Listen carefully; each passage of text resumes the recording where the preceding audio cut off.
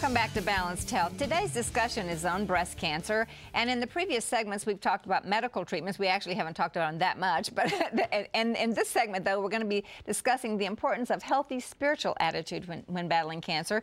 And Dr. Francisco Contreras is our special guest today. He's an oncologist and surgeon at the Oasis of Hope Hospital. And you know, you have made some really astonishing statements here on this program, and that's what Balanced Health is all about. We like to present both sides and all the different ideas out there. And so anyway, I want us to talk about for a minute, before we go to the importance of spirituality, which we know is important. But you said the women who changed their lifestyle had no cancers, and the women who had a double mastectomy still got some? They still got some. That's amazing. What lifestyle changes would have such a dramatic amazingly, result? they're not that complicated. You know, a lot of times we are afraid of anything that is alternative because, oh, I'm going to have to be a vegan. I'm going to have to, you know, do eat away tree bark and sing Kumbaya. Yeah, with so many of the things that I love, and I just rather live shorter than so long without any fun. Don't feel that way. Yeah, exactly. Quality versus quantity. So what studies have shown, and these is based on 11 studies done by Harvard University, that women that exercise 4 hours a week will reduce the risk of developing cancer by 66%. Wow, 4 hours a week. Without any other add up, see how much change in their life. 4 hours a week, and this is walking. Wow. It's not much. It's not weightlifting, it's just exercising. If walking is all you do, you will get the benefit. The more exercise you do, the better. Amazing. Why does it make so much impact on cancer of the breast? It makes impact on all tumors, but especially on cancer of the breast, because you need quite a bit of fat in order to produce estrogen. So the more it's a fat-dependent tumors is breast cancer, right? If you burn it out, you will lower the amount of estrogen. In fact, I think everybody knows that athletes, that, you know, for instance, Olympic athletes, they stop menstruating.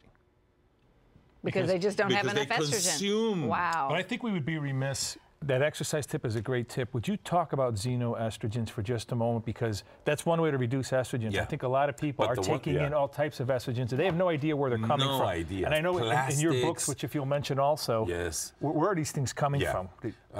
Basically plastics, but the most amount of xenoestrogen come from pesticides. And 94% of the foods we consume have pesticides.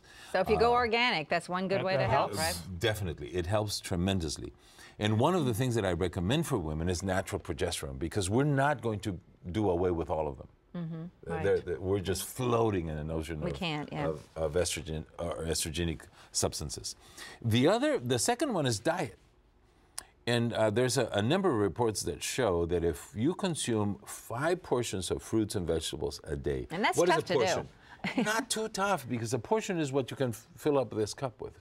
So if you consume 5 of these full of vegetables and or fruits a day, you will lower your incidence of cancer by 40%. Amazing. Well, I think I should mention, Shirley, that 1 scoop of the Kylea's Total Living Drink. How many? It's 10 servings. It's 10 servings? The more you consume, the better. That's awesome.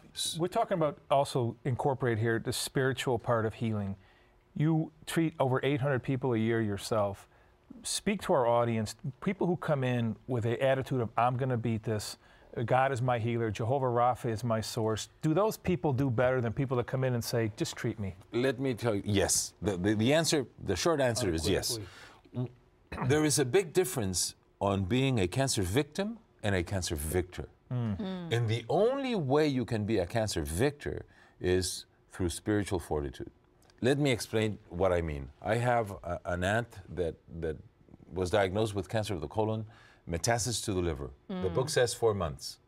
Wow. I did an operation, resolved the plumbing, did the therapy. 2 years later, she's completely free of cancer, completely free. And yet she couldn't sleep. And I asked her, why, Aunt? Because I don't know when it's coming back. You see, she received a miracle, but she was not free of cancer. Because it still was in her mind. And then I have patients that say cancer is the best thing that ever happened to me.